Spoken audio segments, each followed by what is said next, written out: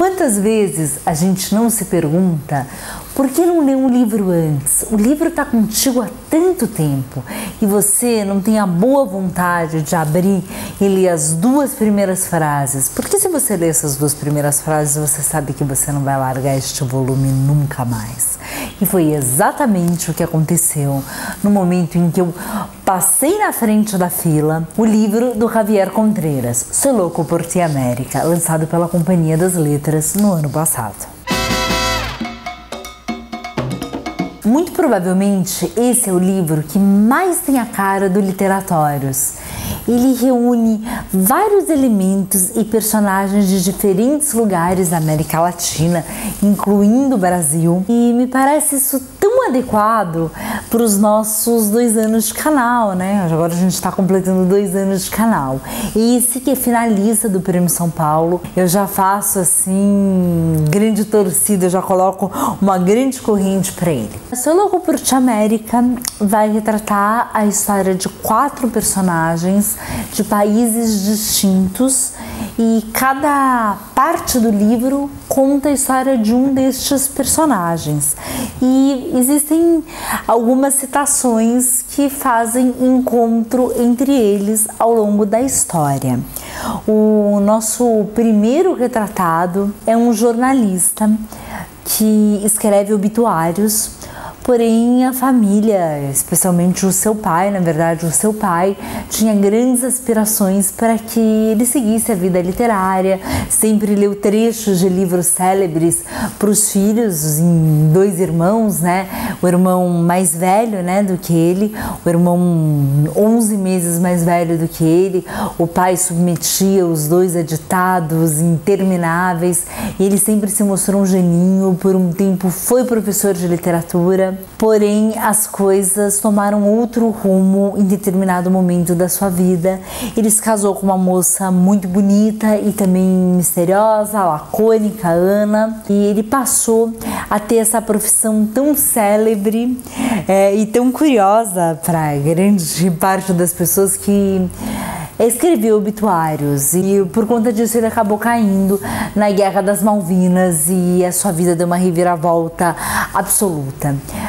Uma parte curiosa que muito me encantou foi a predileção dele e do irmão por um time argentino não tão conhecido, não tão do grande público, que é o Estudiantes de La Plata, que até então eu realmente desconhecia, mas o meu dileto namorado me fez conhecer melhor esse time, sabe? O meu dileto namorado, ele tem uma mão para times um pouco exóticos e diferentes. A história é interessante porque boa parte dessa história passada na Argentina, na cidade de La Plata, que é uma cidade próxima de Buenos Aires, talvez a 30 quilômetros, né? A gente tem Buenos Aires, aí desce um pouquinho ao sul, tem Quilmes, que é a cidade maravilhosa da cerveja Quilmes, que enfim. E depois vem La Plata, que é uma cidade toda planejada e tem esse time célebre. E o time é a única coisa que une os 2 irmãos. Mas isso não tem nada a ver com a história, só tô falando de uma experiência pessoal que me emocionou e algumas descrições que o Javier joga aqui no livro e muito me encantaram. Se não me interesso em constatar a morte de frente, o que para meu trabalho é desnecessário, tampouco tenho curiosidade por imagens que revelem qualquer nuance de um corpo inanimado. Por mais próxima que seja da realidade, a fotografia de um morto, além da sua excentricidade, não passa de um simulacro do fim. Depois a gente passa para a história do Santiago Will, um chileno, filho de pescadores do sul do Chile, e sai da sua cidade local, da sua aldeia de pescadores local, começa a caminhar rumo ao norte. Na verdade, ele tem desejo de ir até o deserto, porém ele acaba estancando em Santiago no momento político mais conturbado de lá. E por algum motivo ele acha interessante começar a pichar muros com certas frases. Então ele vira um homem, ele vira uma figura catalisadora do que era aquele momento na transição entre o Allende e o Pinochet. e ele não tem ligação com nenhum grupo revolucionário, ele não tem ligação com nenhum grupo de resistência, mas ele faz uma resistência muito única e passa a ser comparado com os grandes poetas. Anos depois, no começo da nossa história, quando a gente entra em contato com ele, ele vive em Londres, já com uma outra identidade. Ele conseguiu sair do Chile, onde fatalmente aconteceram coisas que vocês podem imaginar, e eu não vou adiantar tanto aqui. E ele é um artista muito renomado lá, mas ele tem um encontro muito especial com uma figura que foi forte no seu passado, e essa parte do livro tem descrições muito precisas e me deu vontade de grifar inteiro, a parte que você quer grifar todo o livro. Eu não tinha sido educado com livros que não os da escola, mas vivíamos num país de poetas e de pensadores, e havia Parra, Pablito e Jarra, e todos os conheciam, até os caipiras de terras distantes como eu. Por eles e por mim, principalmente, também comecei a ter pensamentos próprios e a escrever poemas, muitos deles ruins, mas que eram meus e me faziam seguir em frente. Passamos para a parte brasileira do livro, na figura do jornalista Sérgio Vilela, que foi um condutor do tempo mais árduo da ditadura, conseguindo fazer uma ponte mais amigável, um pouco mais branda, escrevendo sobre figuras dos nossos presidentes generais, como ele mesmo tinha uma grande confusão em fazê-lo. E por fazer essa ponte e por não tomar exatamente um partido assim mais forte, por não tomar uma diretriz mais forte, em determinado momento ele passa a ser detestado na redemocratização, vamos lá de novo. Na volta da democratização, ele tem um momento de ser ridicularizado e começar a trabalhar num jornal sensacionalista. E por conta disso, já saindo do seu local, porque ele teve uma carreira de ascensão incrível, ele era um jornalista menor, quando ele faz essa ponte com os presidentes generais e de repente ele vai para uma sucursal em Brasília, ele sai do Rio de Janeiro, vai para uma sucursal em Brasília e monta esse jornal imenso, mas depois que ele passa a ser maldito, ele vai trabalhar num jornal sensacionalista e ele recebe uma história muito pitoresca, passada entre Suriname e Brasil, que tem a ver com pastores e senadores, e ele tem essa história quente na mão, e o que esse jornalista vai fazer com ela é uma outra história, é uma outra coisa que a gente só consegue adentrando nisso. Notícias havia aos montes, embora as más, nossas principais matérias-primas, superassem muito as boas. Ninguém admitirá isso, mas para nós, jornalistas, quanto pior, melhor. Por isso somos chamados de urubus, abutres ou carniceiros.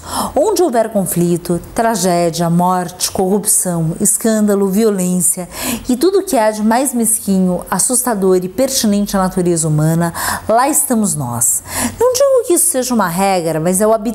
Para um jornalista, ainda mais um jornalista latino-americano, acostumado a crises sociais, banhadas a sangue, é muito melhor a eclosão de uma guerra, ou conflito, ou uma grave crise econômica que os tempos de sobriedade.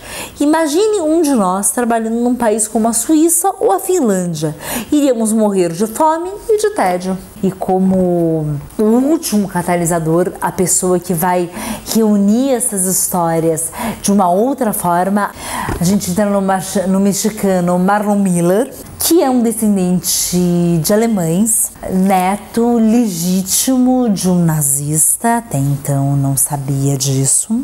Até seus 10 anos de idade, ele não sabia dessa história. E ele tem uma figura muito marcante na infância, que é um menino com quem ele estuda num colégio católico, que é uma figura mítica nesse colégio tão rígido, que é o Bola Preta. É um rapaz alto, rechonchudo, muito rechonchudo e muito forte, negro, e que causa várias polêmicas no colégio.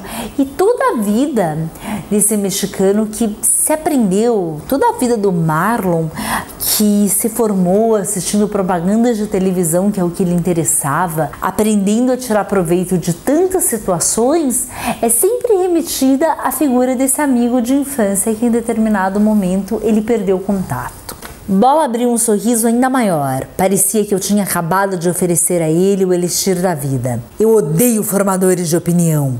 São o câncer da sociedade. Tenho vontade de defecar na boca de todos eles. Bueno, temos 4 histórias distintas, passando por países com histórias similares, afinal de contas, estamos na América Latina. Então a gente tem Argentina, Chile, Brasil, México. Os 4 países vão se encontrar de certa forma, com frases precisas, com histórias fabulosas que dariam um romanção.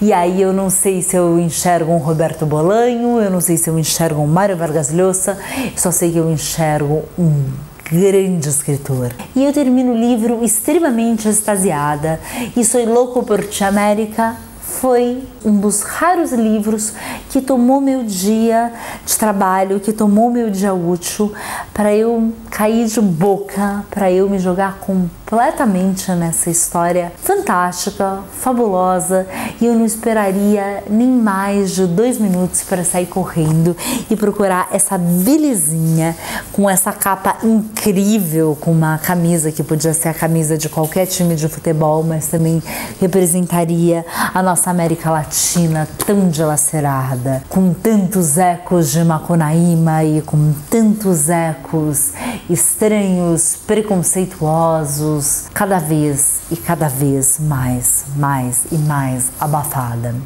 Que Contreiras, por favor, me diga a tua nacionalidade, porque na orelha do livro não conta. Logo encontraremos no Prêmio São Paulo e eu só posso dizer que demorei demais, demorei 1 ano para ler o livro que eu deveria ter lido imediatamente quando peguei. Mas assim é a vida e a gente não pode se culpar por isso. Leiam rápido, Soy Loco por Ti, América, em todas as livrarias, fácil de encontrar.